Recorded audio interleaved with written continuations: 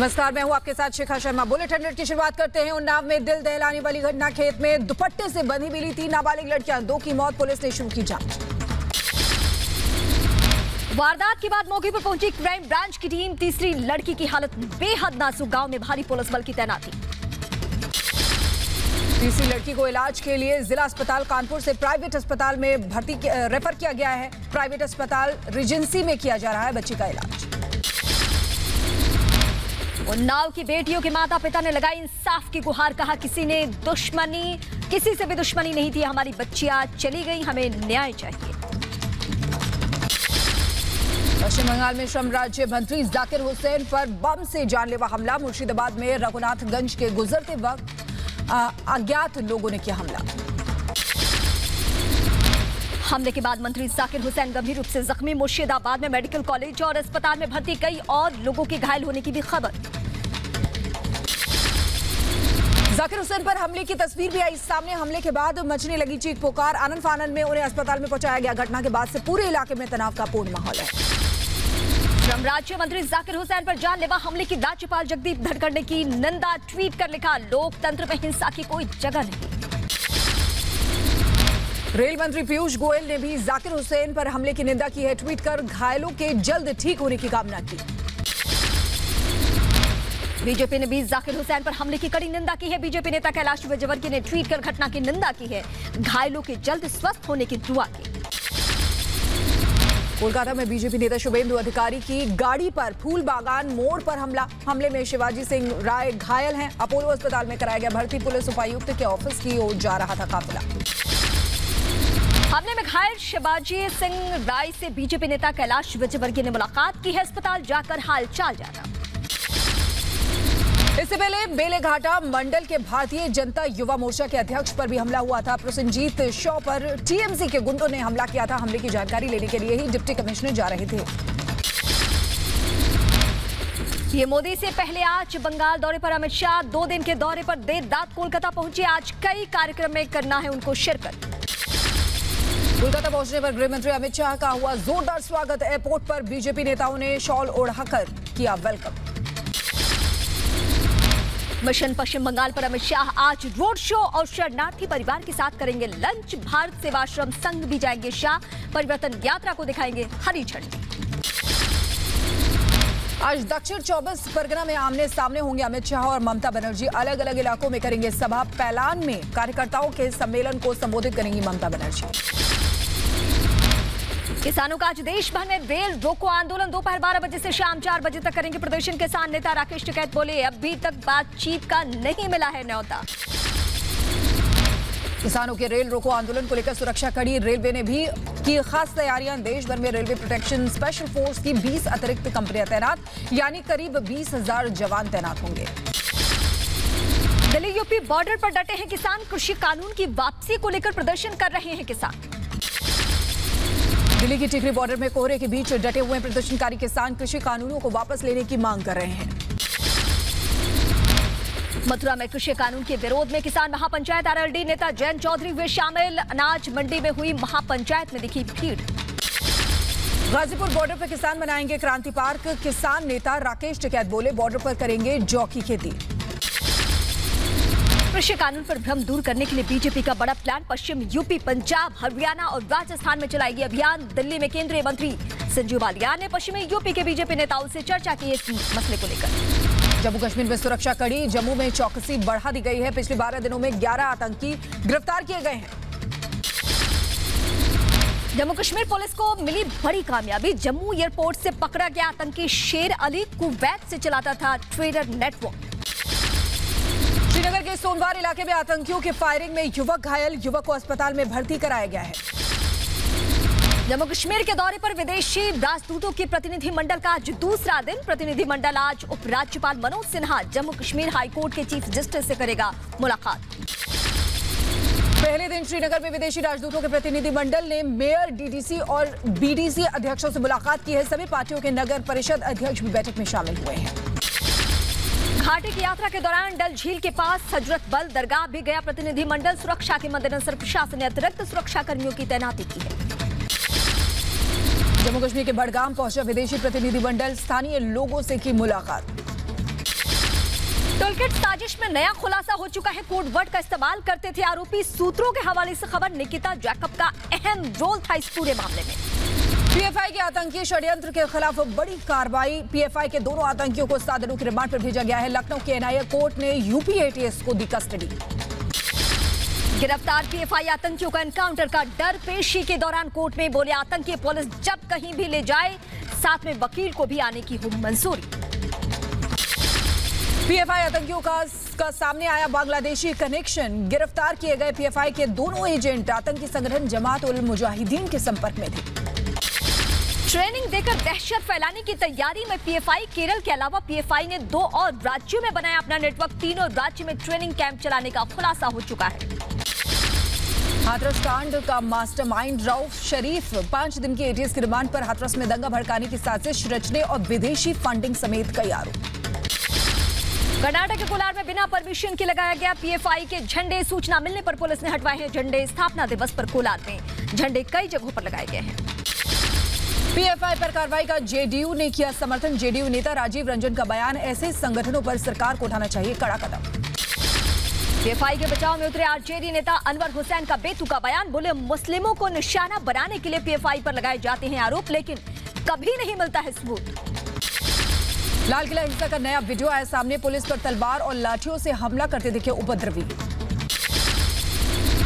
दिल्ली हिंसा मामले में पुलिस की 5 दिन के रिमांड पर मनिंदर और इकबाल सिंह। सूत्रों के हवाले से खबर, दोनों को एक साथ बिठाकर आमने सामने बिठाकर पूछताछ होनी है।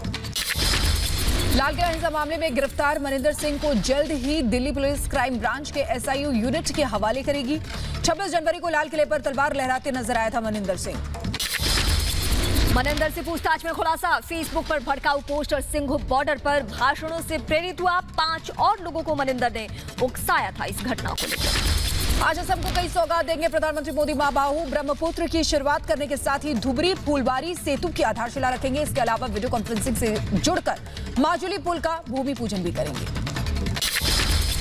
तमिलनाडु को प्रधानमंत्री मोदी का बड़ा तोहफा, प्राकृतिक गैस पाइपलाइन राष्ट्र को किया समर्पित। भारत ने कच्चे तेल उत्पादक देशों से उत्पादन कटौती पर फिर से विचार करने की अपील की है। अंतर्राष्ट्रीय ऊर्जा मंच सम्मेलन को संबोधित करते हुए पेट्रोलियम मंत्री धर्मेंद्र प्रधान ने कहा, उत्पादक और उपभोक्ता दोनों के हित में कटौती कम करनी चाहिए। For easing of production cuts by the key oil exporting countries, including the OPEC and OPEC Plus group. I have always maintained that price should be reasonable and responsible. Mumbai में पुलिस एंटी नारकोटिक सेल की बड़ी कार्रवाई। 5 आरोपियों को किया गया गिरफ्तार। NCP नेता की गाड़ी में ड्रग्स रखने की साजिश का है आरोप। आज से दिल्ली में शुरू नर्सरी दाखिले की दौड़। आवेदन दाखिल करने के लिए आखिरी तारीख 4 मार्च है। आज से शुरू होगा यूपी विधानसभा का बजट सत्र। हंगामेदार रहेगा सत्र। किसान आंदोलन समेत कई मुद्दों पर सरकार को घेरने की तैयारी में है विपक्षी खेमा। लखनऊ में विधानसभा के बाहर एसपी कार्यकर्ताओं का हंगामा। ट्रैक्टर और गन्ना लेकर पहुंचे एसपी कार्यकर्ता। पुलिस और कार्यकर्ताओं के बीच झड़प। बीएचयू के हॉस्टल में मिला असलहा। आरोपी की गिरफ्तारी को लेकर छात्रों ने किया प्रदर्शन। मेन गेट पर लगाया ताला। मौके पर पुलिस बल की तैनाती। दिल्ली में फिर बढ़े पेट्रोल डीजल के दाम। डीजल की कीमत में 32 से 34 पैसे तक की बढ़ोतरी। पेट्रोल की कीमत भी 32 से 34 पैसे तक बढ़ी। जम्मू में कांग्रेस कार्यकर्ताओं ने किया प्रदर्शन। पेट्रोल, डीजल और एलपीजी की कीमतों में बढ़ोतरी के खिलाफ जताया विरोध। हिमाचल प्रदेश के शिमला में महंगाई के खिलाफ सड़क पर उतरे कांग्रेस कार्यकर्ता। पेट्रोल डीजल के दामों में बढ़ोतरी को लेकर सरकार के खिलाफ की नारेबाजी। कोलकाता में राजभवन के सामने प्रदर्शन। सिलेंडर की बढ़ती कीमतों का यूथ कांग्रेस ने किया विरोध। पटना में आरजेडी का विरोध प्रदर्शन। सिलेंडर की बढ़ती कीमतों को लेकर महिलाओं ने किया प्रदर्शन। चमोली हादसे के बाद से तपोवन में लगातार जारी है रेस्क्यू ऑपरेशन। अब तक कुल 59 शव निकाले गए। 145 लोग अभी भी लापता है। टनल में पानी होने की वजह से रेस्क्यू में हो रही है काफी दिक्कतें। तपोवन में आर्टिफिशियल लेक तक पहुंची आईटीबीपी टीम ने ड्रोन से बनाया था झील का वीडियो। चमोली के तपोवन, वैनी समेत 5 जगहों पर एनडीआरएफ का सर्च ऑपरेशन। टनल में बार बार पानी आने की वजह से रेस्क्यू में काफी परेशानी आ रही है। चमोली में लगातार रेस्क्यू ऑपरेशन। टनल के अंदर राहत और बचाव की टीम लगातार ऑपरेशन में जुटी हुई है। तेलंगाना हाईकोर्ट में कार्यरत वकील दंपति की चाकू से कूदकर दिन दहाड़े हत्या। पेदापल्ली जिले के हाईवे पर कार से निकालकर वारदात को दिया अंजाम, जांच में जुटी है पुलिस। यूपी के अमरोहा में मुठभेड़ के दौरान पुलिस ने हत्या के आरोपी को गिरफ्तार किया है। अपहरण के बाद मासूम की हत्या का है आरोप। बिहार के गया में बदमाशों ने एक कॉन्ट्रैक्टर को मारी गोली, रंगदारी देने से इनकार करने पर वारदात को दिया अंजाम। आरोपियों की तलाश में दबिश दे रही है पुलिस।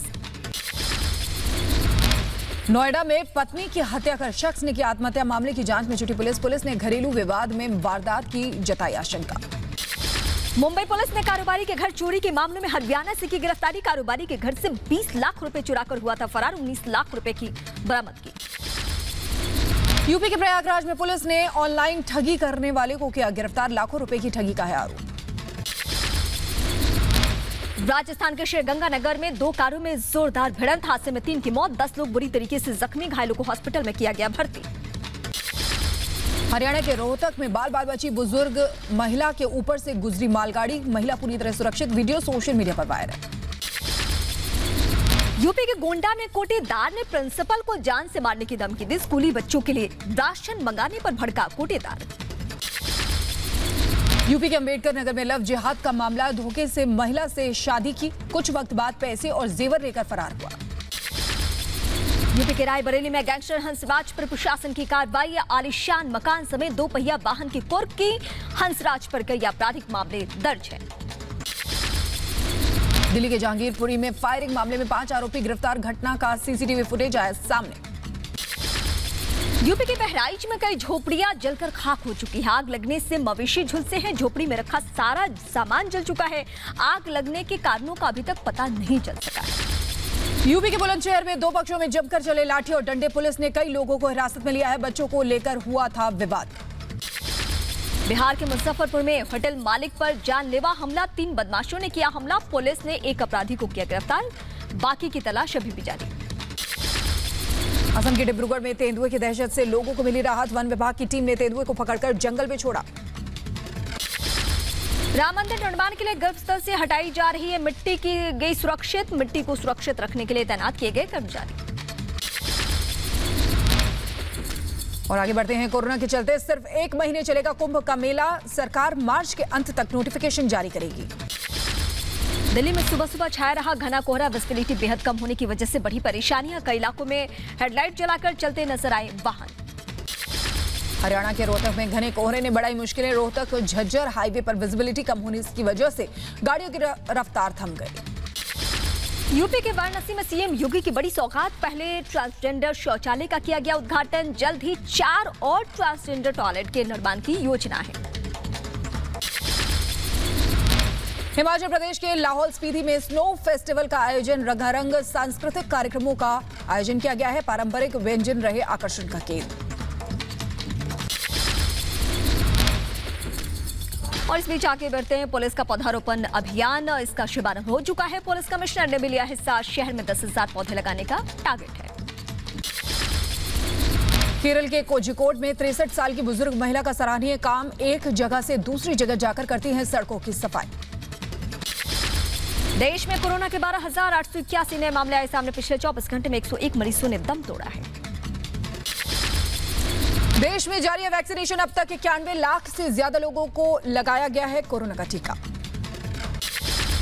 कोविड के नए वेरिएंट से बचने के लिए भारत सरकार ने जारी की नई एसओपी, 28 फरवरी तक अंतर्राष्ट्रीय उड़ानें निलंबित हैं।